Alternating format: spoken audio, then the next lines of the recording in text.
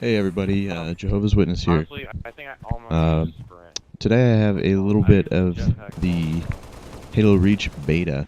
This is my first game that I ever played. As you see, I started and I'm like, holy shit, I play inverted first of all, and default sensitivity for Halo is like 3, It's really weird. and that's just crazy. So I bumped it up to like 8 there, I think, 7 or 8, and then when I see this guy, I didn't even know how the hell to melee. So as you can tell, it's my first game, but I just want to give you guys some first impressions and everything. I was gonna do a live commentary first impression,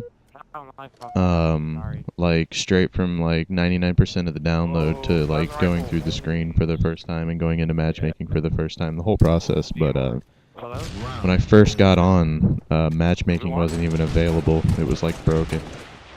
So I gave up on that idea, so I just figured, no, I'll just record my gameplay and do it this way, the way I usually do commentaries. So I hope this works for you guys too. But anyways, about the game. So far, I've had a lot of fun with this game. It's great.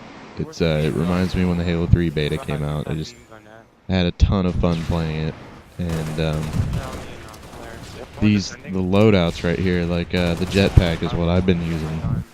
And it's probably my favorite and most used. I was kind of worried. I was thinking, oh my god, everybody's gonna have a jetpack, and it's gonna be unbalanced and crazy, but I don't know. They pulled it off to where it doesn't seem like it's such a game breaker. It doesn't seem like everybody's abusing it or whatever. I love it because on maps like this where there's multiple levels. And Sword Base also. These are the only 2 maps that are out right now until the 7th, I believe.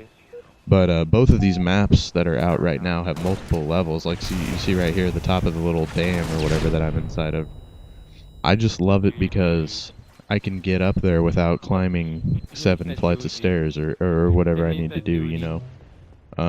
So for me, it's all about positioning on the map. It's more of a maneuverability thing. I don't think anybody's really using it as far as like, I'm gonna kill you from the air yet. And that's the part that scares me. And hammerlock, or fucking hammerlock, what am I talking about? That shit right there. Armor lock. That shit is gay. It's pretty much the only thing I don't like so far. I think people are gonna start abusing it. I've already seen it. I don't know. There was one game that I was in that was kind of laggy, and I remember the guy almost seeming like he was walking around in armor lock at a few points. Like he was going in and out of it like really fast, and in between like shooting at people, and I don't know. It just seemed really kind of glitchy and weird, and I just think it's kind of new. I don't see why they need to have it in the game. I honestly hope that they'll take it out. I can't honestly say that they will.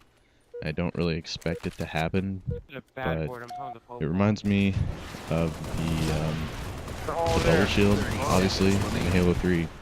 The first time you see somebody in one, you charge in not knowing what to do, and then after you get used to people using bubble shields, it's just kind of like, they sit there in it, and you're like, okay, well, you're gay, I'm gonna go over here now and wait for that to go away, or wait for you to come out, or whatever.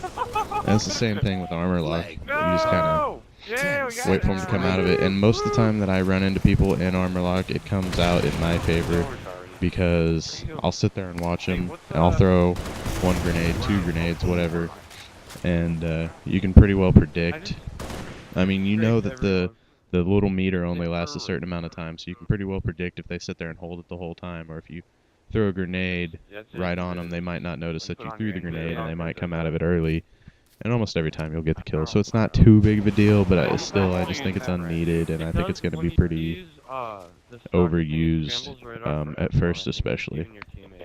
But, and as I was saying with the jetpack, I think what's going to be interesting with that is, I'm almost positive that eventually people are going to get crazy good at it, and we're going to have people flying around the maps with sniper rifles, just getting multi-kills, popping heads off like crazy. That's going to be interesting when it gets to that point. At this point, nobody's really good with it yet. Everybody's kind of getting used to the flight controls and everything, and they're doing good just to get up on top of something and not fall off and die. from what I've seen. But I think it'll be interesting. And all the other ones, the sprint seems pretty cool. The Covenant, I don't know what all these are really like supposed to be called, but the Covenant one, there's a Covenant sprint, and then there's like a Marine sprint, and the Covenant one is more of like you somersault forward, like you roll, and it's pretty crazy. Yeah, I think it's called Dart or something like that, because that's what you do. You zip around the map, and it's like really fast. It's really cool. My other my clip on this channel, where I go on a hammer spree, you'll see like halfway through the clip, I'm like, oh yeah, I've got this ability, and just with a hammer or with a close range weapon, it's amazing because you can string together multi-kills without even like, they could be way out of range in a normal situation, and you can just dart over to them and pick up the kill for the multi-kill. It's pretty interesting. But this is some, what are we playing here? This is just some standard CTF. And that's another thing. I've never been a big fan of CTF, but the, I'm not going to be able to think of the name either, because I've only played for a day, and I can't think of it. But the one where there's a capture point, there's 2 capture points, one for each team, and there's, I think, 5 neutral flags on the map. And it's just kind of like a mad dash, and everybody grabs them, and I think it's every 50 seconds, every 50, every 60, something like that. Maybe it's every minute. All the flags that are in the 2 capture points count towards the team's score, but they don't count until the 60 seconds runs out, until the timer hits 0. That is really fun. I've never really liked capture the flag. I've just never been into it very much. But this new game type is seeming pretty cool. I really like how you have to get flags and multiple flags to your base and defend all of them for the time limit, or it doesn't even matter. And, you know, even try to get them out of the enemy's base too. Like, my favorite thing is just to chill out by their capture point and say they've got 2 or 3 flags in there.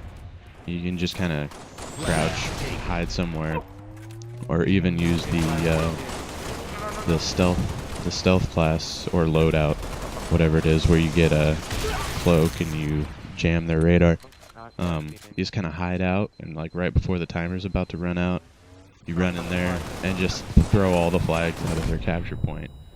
And it's hilarious. I remember doing it one game, and I was yelling at the guys, you know, and they were yelling back, and it was pretty fun. I don't know, this beta's been a really good fun time, and I've only played it for a day, and it barely even worked like that day. Like, matchmaking was just kind of broken. The servers kept going down and everything, but the games that you can get in are really fun.